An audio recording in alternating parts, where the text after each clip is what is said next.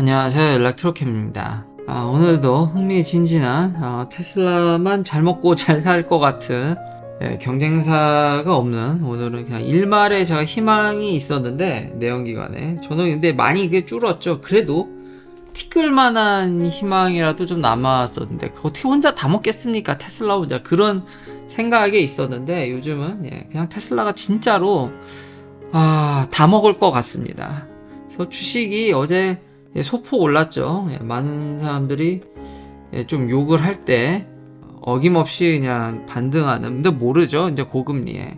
하지만 단기적 트레이딩으로 볼 때는 항상 제가 누누이 얘기하는, 사람들이 욕할 때 사고 좀 지나서 팔면 그래도 한 10%는 금방 얻지 않을까라는 생각도 듭니다. 진짜 단기적으로 보면요. 근데 저는 단기적인 트레이드는 별로 추천하진 않습니다. 저도 그렇게 하진 않고요.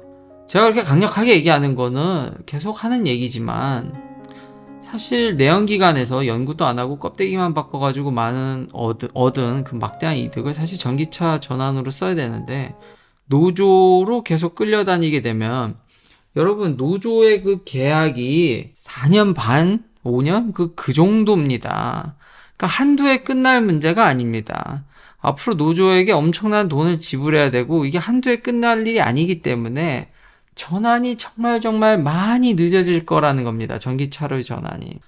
그러니까 벌금 좀 차라리 내면 내고 그냥 어떻게든 견디겠다. 근데 벌금 내면 좋죠. 뭐 테슬라가 결국 다 홀라당 받아먹을 테니까. 그럼 폭스바겐은 어떤가요? 폭스바겐도 당연히 EV 배터리 플랜트를 유럽에서 이제 미루고, 다른 회사 제가 눈이 얘기하지 않습니까? 내연기관의 입장은 다 대동소이하다고요. 좀 놀란 게 마칸 같은, 이제 포르쉐지 않습니까? 고급 브랜드. 여기는 좀 여력이 있을 줄 알았는데, 왜냐면 브랜드 값으로 차를 좀 비싸게 받을 수 있으니까. 그때 벤츠가 힘들다고 제가 얘기를 했죠. 그래도 포르쉐는 벤츠보다 더 비싼데 마칸도 EV 플랫폼이 미뤄지고, 그것도 모자라서 소프트웨어 쪽 인력을 컷한다라는 게, 그러니까 이 소프트웨어의 플랫폼을 구축하는 게 그냥 소프트웨어 개발자들 고용해서 하면 되냐? 그것도 할 수 있는 애나 하는 거지, 자동차 회사가 하기가 얼마나 어려운지를 알 수 있습니다.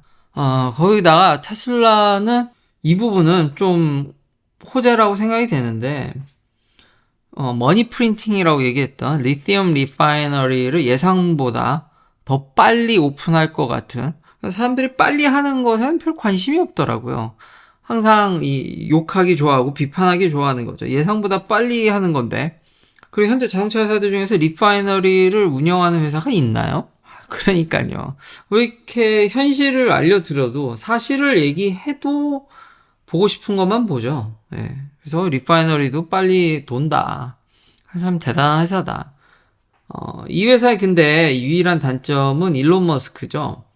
이렇게 된 것도 일론 머스크 덕분이긴 하지만, 이분은 항상 현재 하고 있는 거를 만족하지 않으시고, 항상 신사업, 새로운 걸 정말 무한한, 그러니까 우주 개발 같은 그런 사업도 하시는 건데, 자, 가만히 있질 않으시고, 자, 현재 하고 있는 것만 고스란히 해도 그냥 다 꼭 먹고 알 먹고 진짜 완전히 이건 꿀을 그냥 후루 짭짭 할 수 있는 사업인데, 이분이 그러지 않으시기 때문에 항상 리스크는 트위터를 인수한다라든지 그런 일만 없으면은 승승장구할 텐데, 그 부분이 좀 걱정이 되긴 하지만, 또 xAI라는 AI 컴퍼니를 또 런칭을 했죠. 근데 이 부분은 그래도 다행인 게, 그러니까 이런 식으로 사업을 그냥 확장을 했으면 좋겠습니다. 트위터 같이 먹지 말고.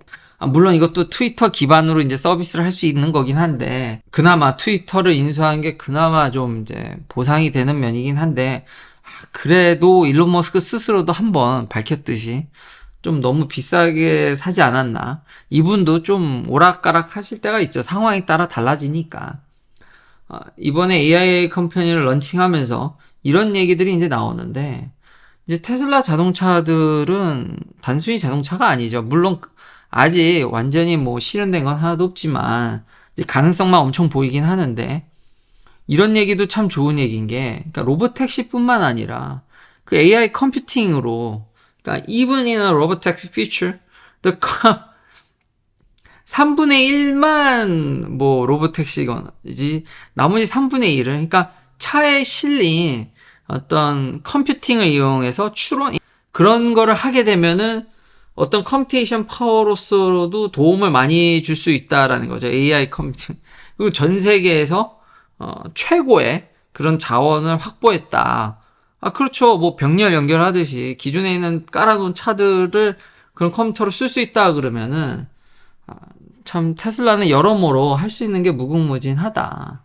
예, 그래서 뭐 아마 오늘 그쵸 이 방송이 나갈 때쯤이면은 XAI가 런칭이 됐을 것으로 생각이 되는데 테슬라는 AI에 원래 잘했던 거니까 그리고 이 XAI는 테슬라와도 밀접하게 일을 한다고 하니까 그러면서 이제 챗봇 같은 경우도 런칭을 했죠. 그러신가요? 대단합니다. 그러니까 사방팔방으로 정말 문어발식으로 거기다가 AI가 현재 지금 일상에서 여기서는 엄청 체감이 되거든요.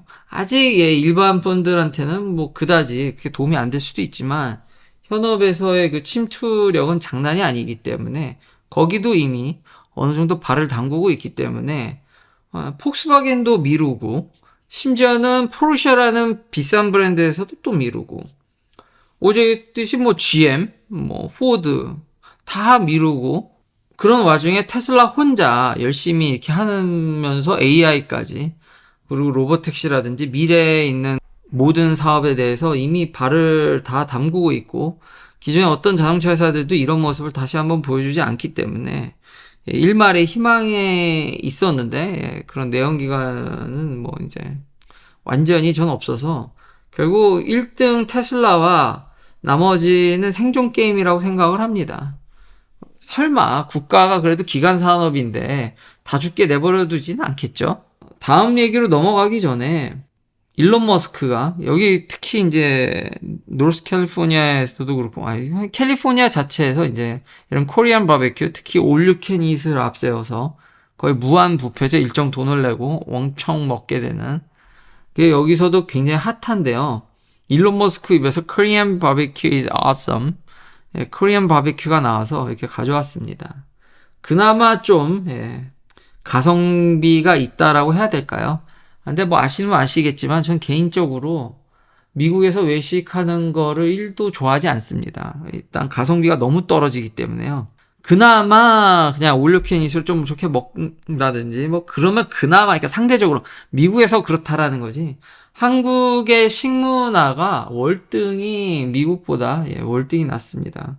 저는 정말 여기서 외식을 1도 하고 싶진 않지만 저만의 의견을 그렇게 강조할 수는 없겠죠. 그리고 가끔은 여기서도 여러 가지 일들로 나갈 수밖에 없는데 여기서 외식하면 물가도 비싼데다가 맛이라든지 그러니까 한국 음식을 떠나서도 서비스라든지 그러니까 미국에서 가성비 있게 먹기는 참 쉽지는 않은 것 같습니다. 그래서 체감상 제가 막 6배, 10배 막 이렇게 느끼는 것 같습니다. 그러니까 단순 가격 비교뿐만 아니라 오는 서비스라든지 뭐 한국 음식은 말할 것도 없고요. 그런 것들이 상당히 처져서 그나마 고기가 워낙 싸서 그나마 가성비가 여기가 좀 있는 편이죠. 근데 사실요 한국 가서 막 이렇게 한우 툭불 먹고 그런 걸로 또 비교하면요 그 숯불에 구워주고 그런 것까지 따지면은 아무리 비싼 고기를 먹어도 저는 한국이 100배 낫다고 생각합니다. 그러니까 고기 원가는 여기가 더 싼데 여기는 인건비나 임대료가 뭐 상상을 초월하기 때문에 한국도 물론 임금 대비 비싸다지만 여긴 뭐 상상을 초월하기 때문에 다시 한번 앞선 그러니까 그 숯불에 구워지는 그 맛은 비교 불가죠. 여러모로 했을 때 정말 체감이 많이 돼서 또 이런 쓸데없는 얘기 잠깐 했는데 폭스바겐이 뭐 수요가 준다 힘들다 하는데 지금 유럽에서 1월 달부터 9월까지 통계를 보면 1등이 모델 Y 압도적으로 20만 8천 대입니다. 2등이 테슬라 모델 3이고요. 6만 6천 대를 좀 넘게 팔았네요. 폭스바겐 ID4 그러니까 유럽이 자기 안방인데 이제 3위가 ID4인데 걔가 6만 4천 대를 팔았습니다. ID3는 한 5만 대 여기 와 있네요. 그러니까요. 그러니까 물론 수요가 없죠. 수요가 없었어도 테슬라 모델 Y 파는 걸 좀 뺏어 왔었으면은 저런 얘기를 할까요? 그러니까 테슬라가 마진이 떨어지고 힘들어지면은 여긴 다 감기 걸리는, 저기서 기침하면 여기가 다 제가 계속 감기 걸린다고 얘기를 하죠. 과연 폭스바겐이 저 정도는 아니더라도 모델 Y에 좀 그래도 좀 비빌 정도로 팔았으면은 이런 얘기를 할까라는 거죠. 본인 상품성 떨어지는 거는 살짝 숨기고, 유럽에서도 압도적 1등은 테슬라 모델 Y다. 현대 아이오닉 5와 6, 이번에 제가 할인 엄청 한다는 얘기를 했죠. 이건 미국 판매량입니다. 작년 대비해서 엄청 선전하고 있습니다. 정말 박수 쳐주고 싶고요. 그렇긴 한데 그렇게 가격을 깎았는데도 내려가는 거는, 그리고 신기한 게 한국에선 기아 EV6가 조금 더 그나마 좀 더 나은 평을 받지만 미국에서도 뭐 작년 대비는 더 팔긴 했지만 그닥 성적이 아이오닉 5에 의해서는, 물론 이건 아이오닉 6도 합친 거긴 하지만요. 그리고 연말로 갈수록 좀 이렇게 더 연말 성수기라는 게 산타랠리 이런 게 좀 있어서 차를 좀 더 밀어낼 수 있어야 되는데 조짐이 조금 안 좋아 보이기는 합니다. 자, 마지막은 기가 베를린에서 이제 25,000불짜리 저가의 이제 차량을 이미 근데 이제 어닝콜이라든지 이런 데서 옛날에 이제 로드맵에서 발표하긴 했는데 이게 기가 베를린이 채택된 것 같습니다. 그래서 유럽에서 25,000불짜리 아마 인산 처리 유력하고요. 한 50kWh 정도의 250마일 정도의 주행거리를 갖는 차가 아마도 기가 베를린에서 런칭할 것 같습니다. 지금도 이렇게 잘 파는데 유럽에서 이걸 팔면은 얘는 정말로 쓸 자리가 없을 것 같습니다. 폭스바겐은. 그러니까 이런 식으로 계속 이렇게 나아가줘야지, 수요가 적다라든지, 그거는 왠지, 그러니까 반만 맞고 제가 반은 틀리다고 얘기를 했던 것 같습니다. 뭔가 좀 힘들어 보이는, 그러니까 폭스바겐이 ID3나 ID4를 내놓는다고 그러면 테슬라가 막 중내만에 그런 뉴스는 사람들이 다 잊어버리셨나봐요. 작년에 그렇게 많이 얘기해서 막 큰일 났다 얘기하는데 정작 유럽 본토에서도 상대가 되질 않습니다. 이런 사실을 그래서 제가 알려드리는 겁니다. 거기다 25,000불짜리 나오면 유럽이 쑥대밭되지 않을까라는 생각이 듭니다. 이런 사이버 트럭을 베이스로 한, 요즘 AI가 너무 그림을 잘 그려주기 때문에, 물론 이제 모토원이라는 데서 이제 그리긴 했는데 요즘은 AI 도움을 통해서 뭐 이런 추정하는 렌더링도 쉽게 그리고요. 무섭습니다. 25,000불짜리 유럽에 런칭하는 거는 전 좋은 것 같습니다. 제가 옛날에 한번 얘기를 한 적이 있었는데 유럽에서 좀 그래도 한때 이런 돌풍을 일으켰던 차들을 보면 마실용 차들이 굉장히 많습니다. 그렇기 때문에 미국보다는 유럽에 먼저 런칭하는 게 저는 정말 탁월한 선택인 것 같습니다. 미국은 아직은 주행거리에 대한 압박이 굉장히 큽니다. 땅덩이가 너무 크다 보니까. 유럽도 당연히 땅이 크긴 한데 굉장히 나라별로 많이 쪼개져 있고 각각의 생활 권역이 좀 작은 편이다 보니까 유럽에서 저런 작은 차를 런칭한다라는 것은 정말 탁월한 선택인 것 같고, 그리고 더 하나 이게 이제 인산 처리일 확률이 굉장히 높거든요. 미국에서는 인산철을 이게 좀 뚫기가 그래도 갖고 오죠. 뭐 보조금이 내니 반토막이 나든 뭐 여튼 그냥 3Y의 저가형 버전은 다 인산철 쓰죠. 테슬라는. 근데 유럽은 총재도 얘기를 했지만 유럽연합에, 그러니까 디리스킹이지 중국을 완전히 컷하려는 모습이 안 보입니다. 독일 총리도 중국 가서 같이 이렇게 손들고 그런 모습도 보여지기 때문에, 물론 유럽도 굉장히 그걸 경계하는 편이긴 하지만 미국만큼은 아니라고 생각을 합니다. 그리고 유럽에서도 자국이나 유럽에서 배터리를 만들라고는 하지만 원자재까지는 미국만큼은 아닌 것 같습니다. 경계는 하지만 결국은 이 인산철 배터리가 누가 만들지 뭐 대충 빤하죠. 그리고 BMW도 인산철을 쓰는 걸 거의 확정적으로 얘기를 하고 있습니다. 저가형으로. 다 힘들다니까요. 다시 한번 저 하이니켈 정말 좋아합니다. 그리고 저는 하이니켈 차를 타고 싶다고 누누이 얘기하는 사람이지 않습니까? 근데 사실은 사실이지 않습니까? 팩트를 전달하라고 옛날 구독자님이 그러지 않았습니까? 사실은 전달해야죠. 제가 좋아하는 것과 별개로 현실은 가격 압박이 무지막지하다라는 거는 제발 잊지 않으셨으면 좋겠습니다. 이 시장이 지금 그게 돈을 막 이렇게 받으면서 갈 수 있는 게 철코 아닙니다.